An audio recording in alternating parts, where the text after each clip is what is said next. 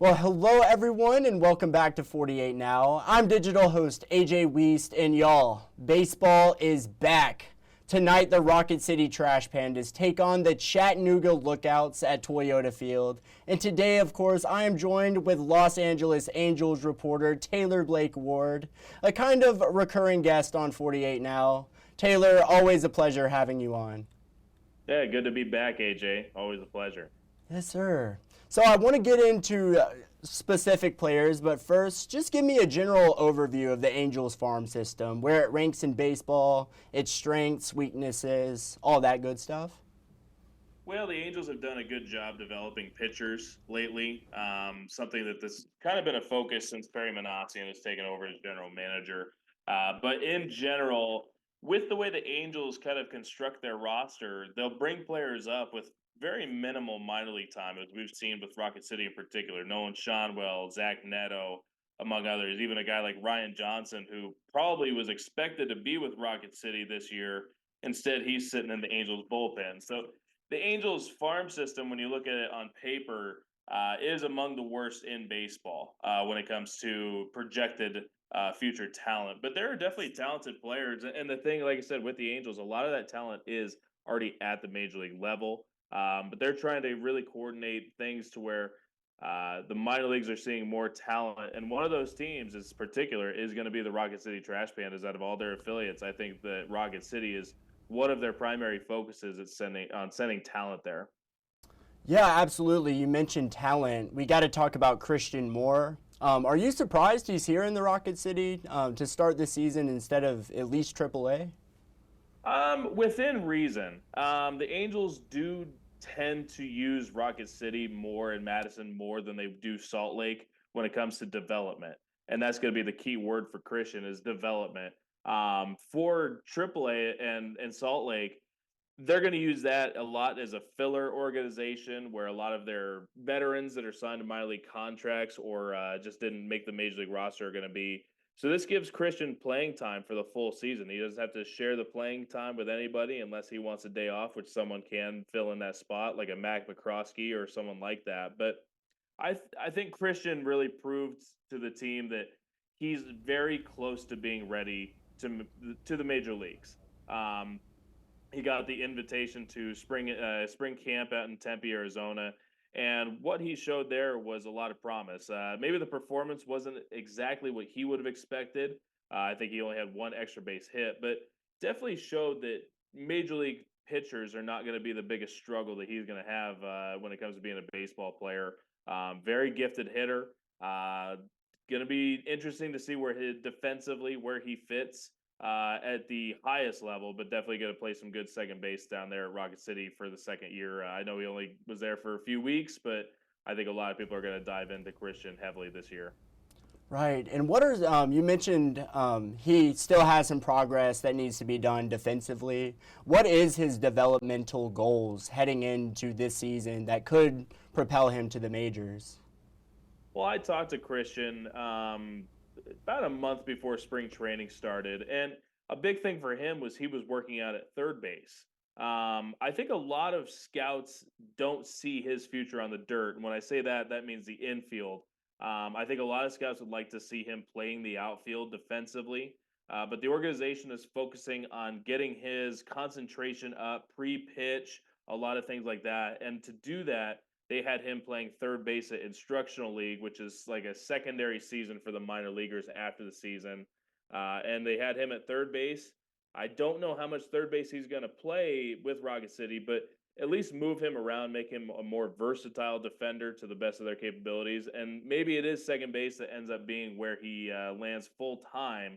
But there's a reason for that is to make sure that he knows defensively what he has to do. And for him, it's footwork and how good the glove is going to get there. So I think for him, it's not a question of effort. It's not a question of athleticism. It's just a question of defensively, can he grow to fit the major league game because it's so much faster than it was at college or it will be in Rocket City. Right, absolutely. And I want to mention Nelson Rada also. At only 18 years old, stayed in the Trash Panda uniform all last season. What's kind of been the buzz on him this spring? And do you think he can take a step forward in year two with AA? Absolutely. He is one of the ones that scouts have been talking about. He got stronger over the winter, which you would hope he would as a 19-year-old. If you remember being 19, AJ, at one point we weren't all that strong, but yeah, I think Nelson definitely is going through. He went through the growing pains last year. He was the youngest player in AA by a pretty wide margin, and now I believe he's still going to be one of the youngest, if not the youngest, players across all AA levels and all AA teams, but definitely a guy that's taken the step forward physically, and that's what you're looking for. He was getting beat on pitches inside. He couldn't drive the ball to the warning track to a degree at some points during the year last year. So I think, not going to be ever be a big slugger. He's not Barry Bonds. He's not Ken Griffey Jr., but I think that this is going to be a guy that really impresses people with the progress that he's made year to year. And another guy that I would not be surprised if come late in the season, depending on what's going on with the Angels' big league roster, might even be close to Anaheim. Absolutely. And yeah, he was one of my favorite players across the board on the Trash Panda roster last year just because he was so young. I always like to root for the young guy there. So excited to see progress he makes this season for sure. But I want to talk about Sam Aldegari and George Klassen. They were both summer acquisitions for the organization last year. What does the organization hope they can develop in those players?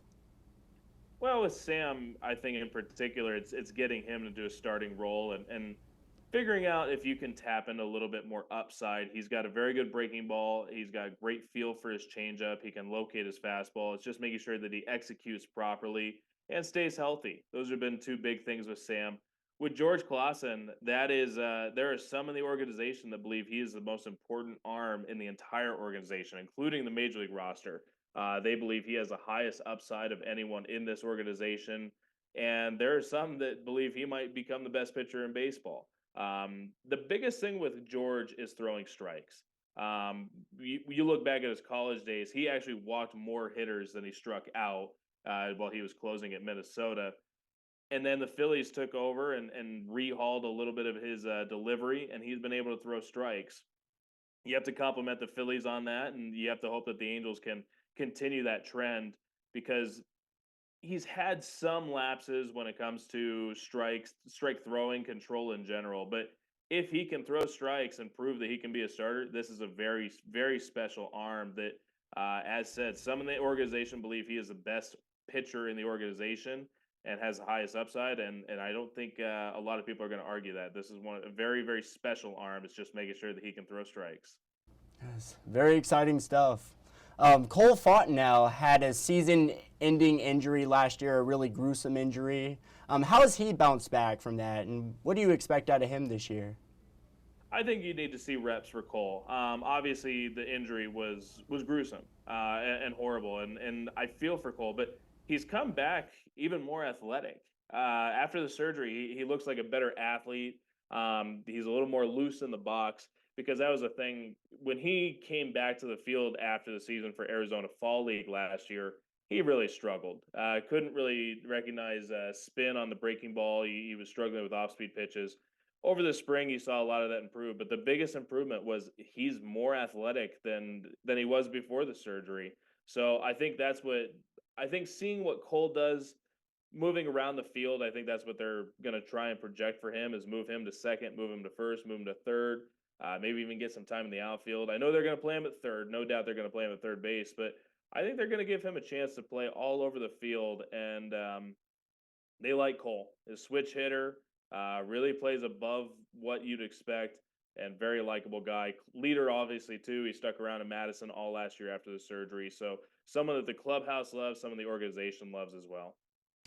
Yes, definitely. He's a beast, 100%.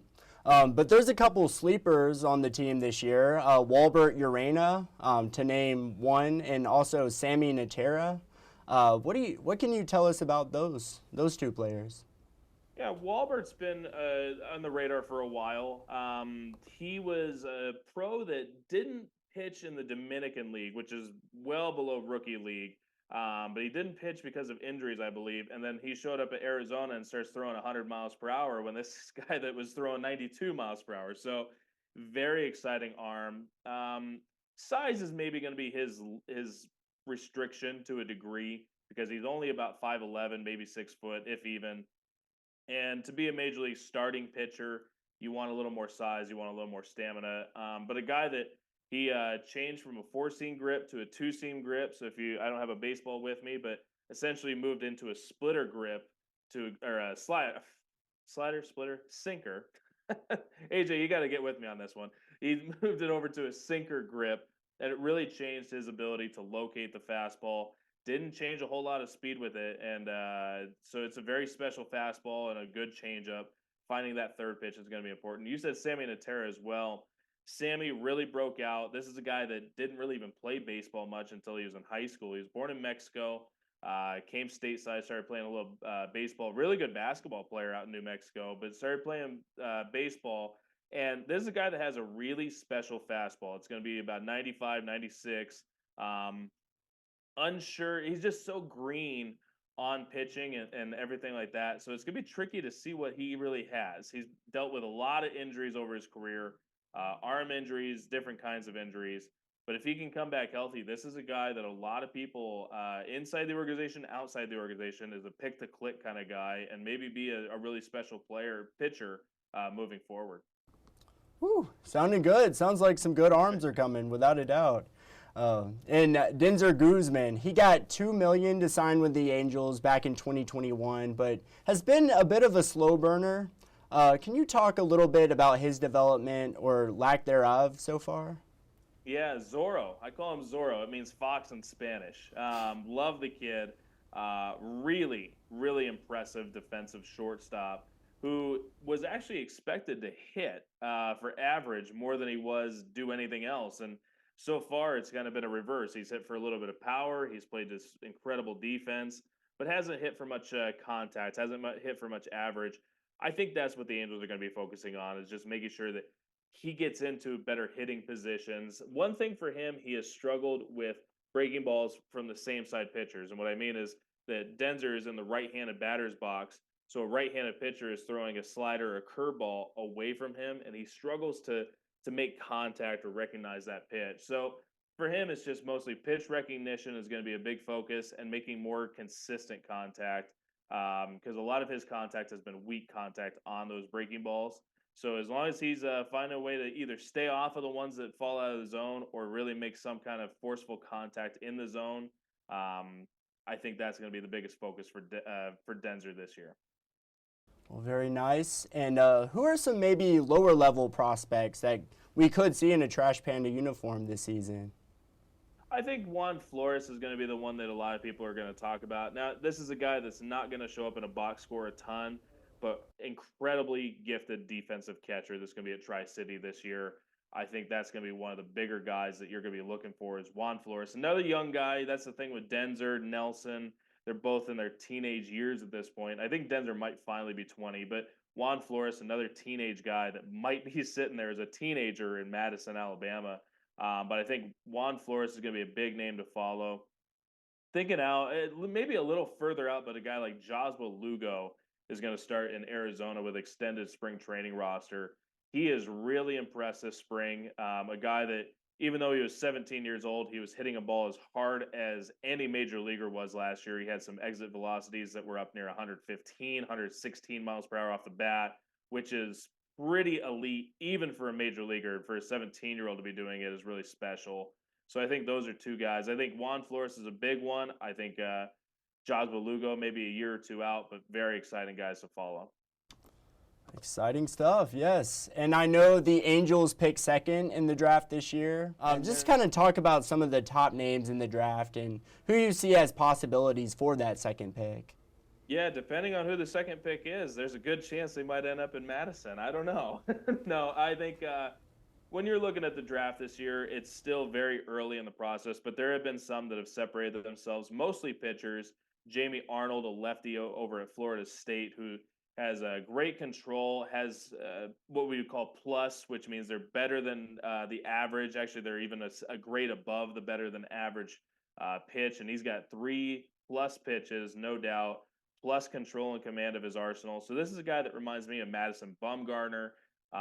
Good chance to go first overall. I think Ethan Holiday, if you remember the Holiday name, Matt Jackson, etc. The list is going to go on with the Holiday family, but I think Ethan Holiday is a big name out of Oklahoma, high schooler who has a chance to really hit similar to his brother, but not going to play defense similar to his brother.